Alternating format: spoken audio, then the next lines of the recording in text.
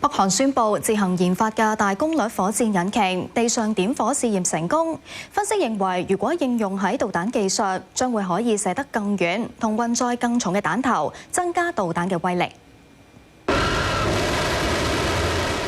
火箭效能一般係用比衝或者推力做參考，但係功率亦都同呢兩個數據有關。如果其他條件不變，功率越大就代表比衝同埋推力越大，所以可以推斷北韓所指嘅大功率引擎，即係外國航天業界一般指嘅大推力引擎。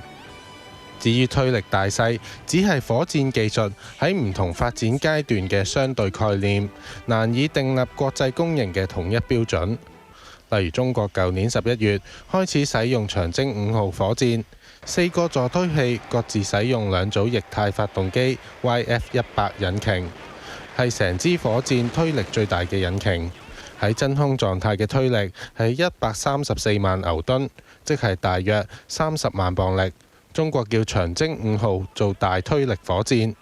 但美國過去運載已經退役嘅穿梭機，火箭使用嘅 SRB 助推器固體燃料引擎，推力就達到1400萬牛頓，